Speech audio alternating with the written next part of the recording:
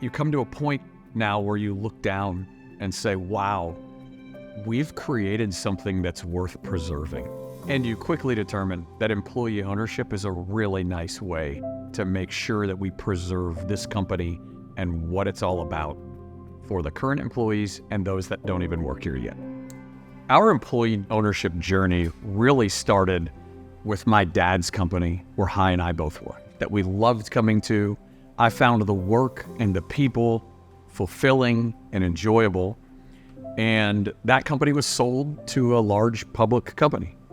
I lost what I loved about coming to work every day and started looking for an alternative. Losing that really fulfilling, exciting, energizing work really mattered to me, and I decided I needed to do something different.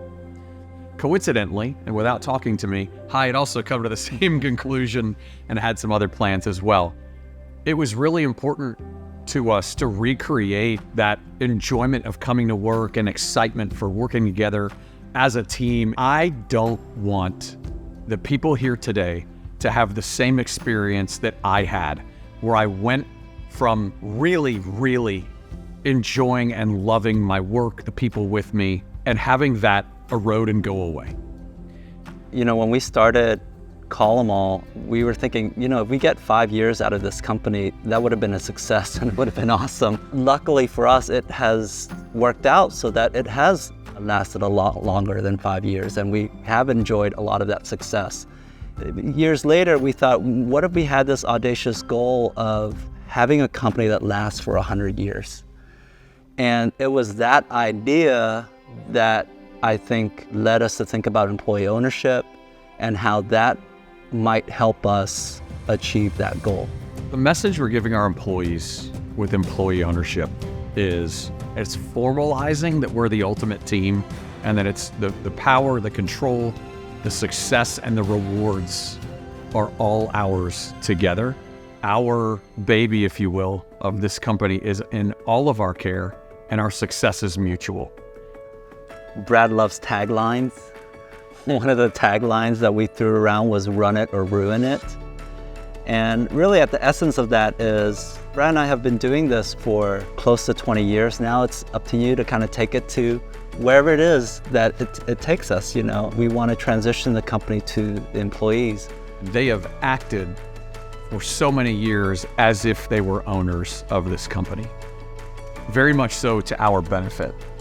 And employee ownership means not only are you acting like an owner, you are an owner. And I just think that's the neatest thing.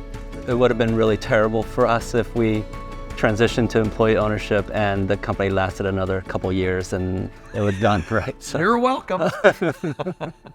Yeah, we wanted to make sure everybody was set up for success. One thing about exits is that oftentimes it's one of the first questions that people tend to ask the entrepreneurs when they start something. What's your exit strategy? It's this idea of creating something, growing it to a point to sell it and to get some sort of financial transaction out of it and move on to something else. I've never really thought about Texamal in that way, or my work in that way for that matter. We've developed a lot of important relationships with customers, with vendors, and especially with our community and employees. We've always said, really, the ultimate measure of a great place to work is not only does the person enjoy coming to work every day, but their family is happy that they're employed there, right? Those organizations and those families are depending upon this company to be successful. If we were to sell this company in a more traditional manner, many of those would immediately be at jeopardy. And employee ownership allows us to protect those really important, although not critical and mandatory for our business, but certainly worthwhile and valuable endeavors. It protects those as well.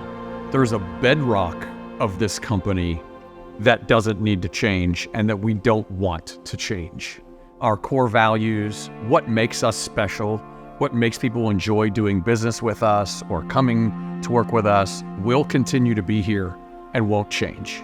There's a soul to this company that we have tried our best to put into words, and employee ownership helps make sure that that soul and that spirit of this company will be there while keeping the bedrock the same. So when other companies look at us and see that we're employee owned, I want them to expect that they're going to find a really engaged, excited, passionate workforce that truly cares about the work that they're doing. I hope that they feel inspired by the path that we've taken. There's a way to run a company that aligns the interests of employees with business, with founders, with investors. You know, there's a line in our manifesto that reads, "We believe the world would be better if nice people finish first." And I think over the years, what we found is that oftentimes doing what's right, doing the right thing is actually good for business. We're not foolish enough to think that this is going to be the end career destination for everybody that works here. Some folks, this may just be a stopping point on their journey. There are others that this is going to be much, much more than that.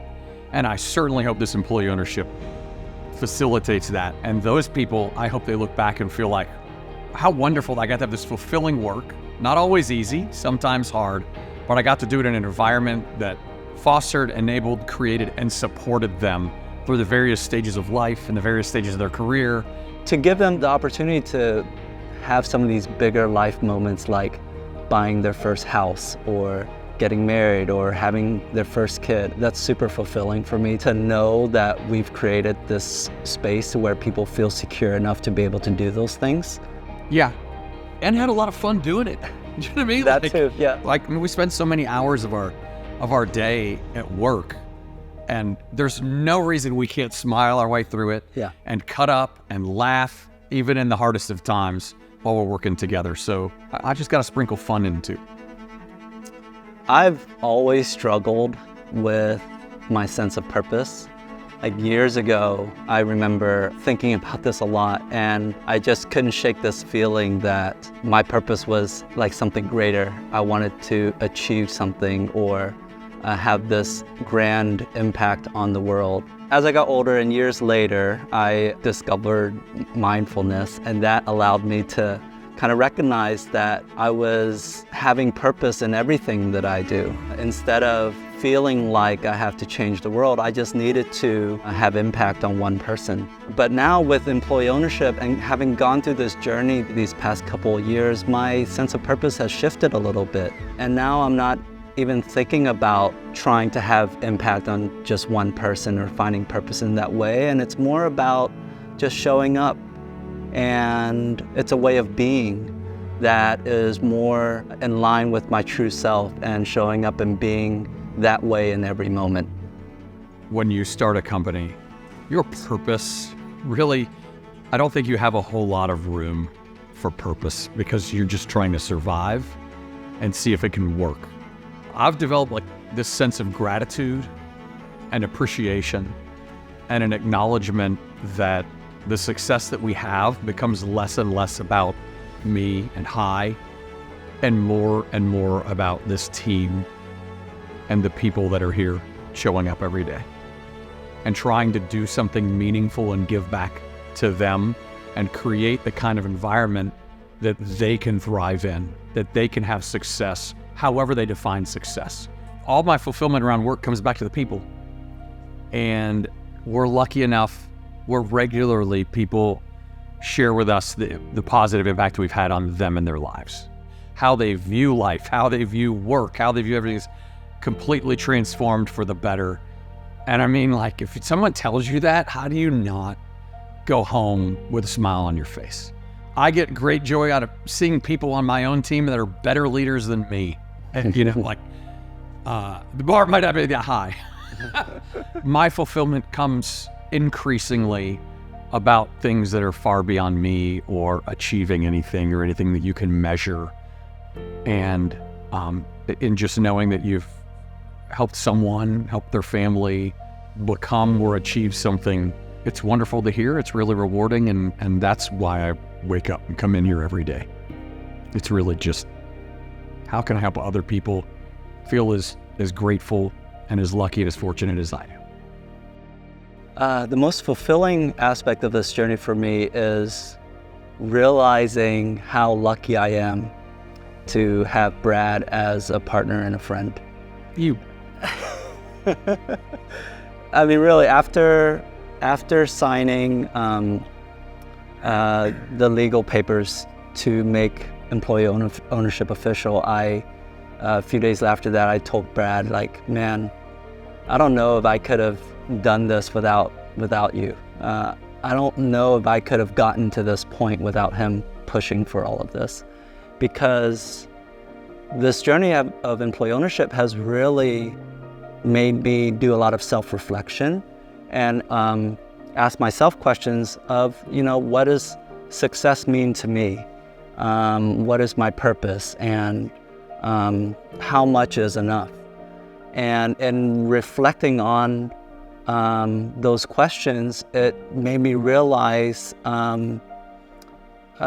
that success to me has less to do with achieving something or doing something, but it was more of a way of being, on how I show up in the world and to live every moment. And that growth wouldn't have happened had Brad not pushed me to and created this opportunity for me to grow as a human being. So I'm truly grateful for him for that. To be clear, you were going to be great. I just not screwed it up. Bring it in. I got one on camera.